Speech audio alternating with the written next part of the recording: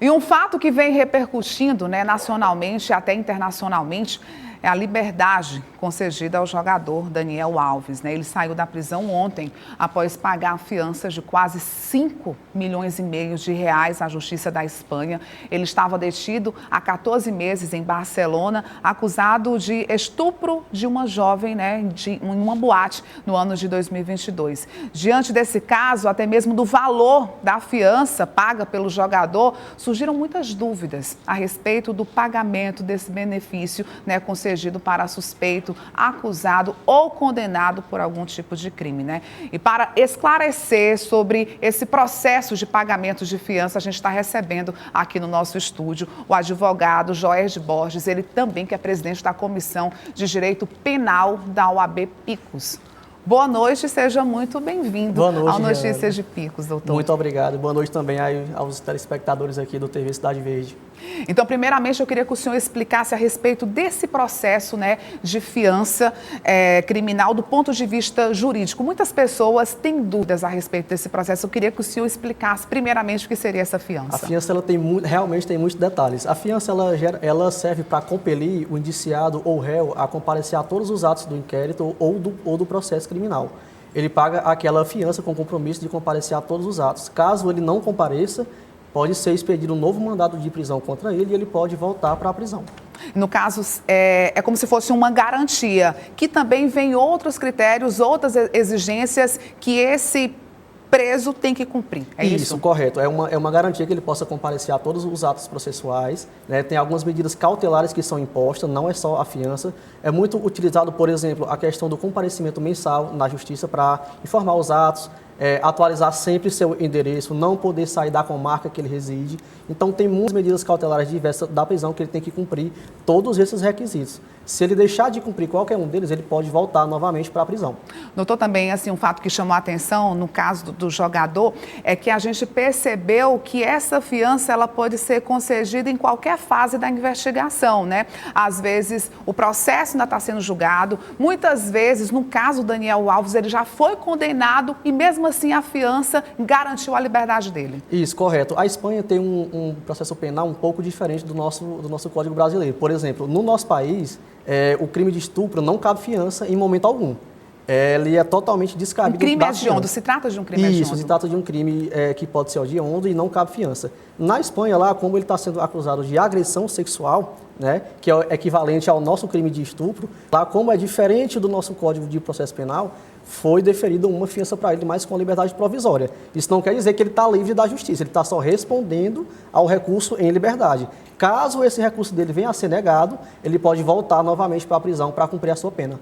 E a respeito do valor, por que no caso do jogador o valor foi tão alto? Tem a ver com o crime ou com a condição financeira desse acusado, desse investigado? Isso, correto. Tem tudo a ver tanto com a magnitude como o crime foi perpetrado, como também com a condição financeira do acusado. Se o acusado ele é de baixa renda e o crime foi cometido, digamos, de forma mais simples, ele tende a ter uma fiança bem mais baixa. Como, por exemplo, no nosso país, os delitos que têm pena de até 4 anos, a fiança varia de 1 salário a 100 salários mínimos, vigentes no nosso país.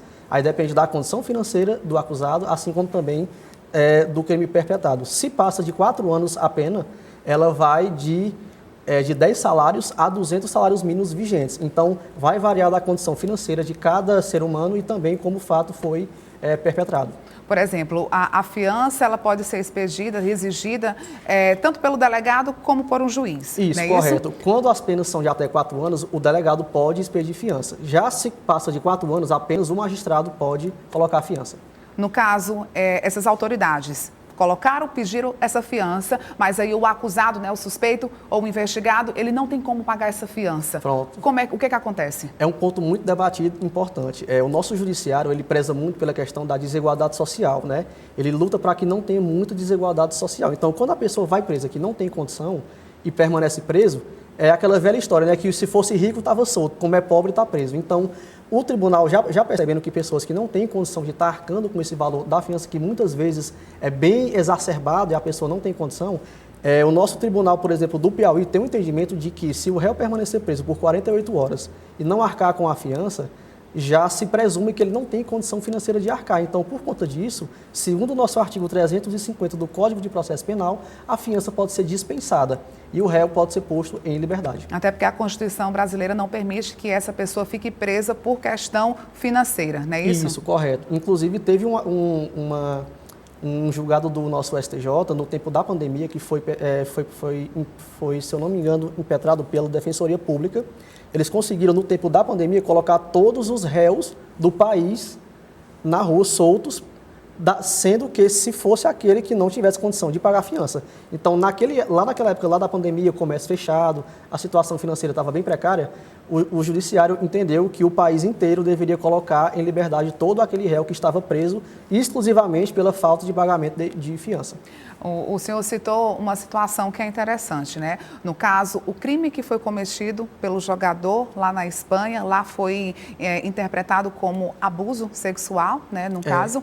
E aqui no Brasil, esse crime se configura como estupro, no caso, um crime hediondo. No caso, se fosse no Brasil, seria inafiançável. Eu queria que o senhor citasse exemplos de crimes que são inafiançáveis. Certo, temos alguns. Por exemplo, o crime de tráfico de drogas, ele via de regra, ele não cabe fiança.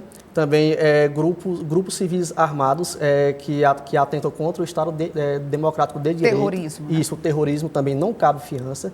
Os crimes que seguem o rito da Lei Maria da Penha também, via de regra, não cabe fiança. Por racismo. Exemplo, racismo é inafiançável e imprescritível também. Racismo também não cabe fiança. Então, assim, via de regra, todos os crimes de fiança, só que tem essas exceções, como exemplo também do crime que é tido como crime hediondo, lá naquele rol taxativo, então ele não cabe fiança. Doutor, só para finalizar, por exemplo, esse dinheiro, né, que esse suspeito, esse investigado, ele paga essa fiança, para onde é que vai esse dinheiro? Em algum momento ele pode ser restituído para esse acusado? Sim, ele pode ser restituído desde que o réu pague fiança, é posto em liberdade, com liberdade provisória, e ao final desse processo ele venha a ser absolvido. Então, aquele valor pago de fiança pode ser devolvido para o réu, agora inocente, né, e ele vem de forma atualizada monetariamente. Por exemplo, o réu foi preso... Ele pode receber até mais? Se ele for inocentado? Ele vem de forma atualizada monetariamente. Por exemplo, tem um réu que responde processo no ano de 2015. Então, de lá de 2015 até 2024, ele foi absolvido, por exemplo, esse ano. Então, a fiança paga em 2015, ela vem atualizada monetariamente para o ano de 2004, né? Seguindo o nosso salário mínimo, seguindo os índices de aumento, né? Que é aquela questão do IPCA, de juros legais. A questão da fiança, ela quando é paga e o réu é condenado, então ele não tem direito a reaver esse valor. Esse valor ele vai para o nosso fundo penitenciário. Então ele é utilizado para a questão da manutenção das penitenciárias, por exemplo. Ok, pois a gente agradece, né, pelas informações, pelos esclarecimentos. O Joéder, que é advogado e também é presidente, né, lá da OAB Piauí, dessa Comissão de Direito Penal. Muito obrigada, viu, pela sua participação. Grande prazer, muito obrigado.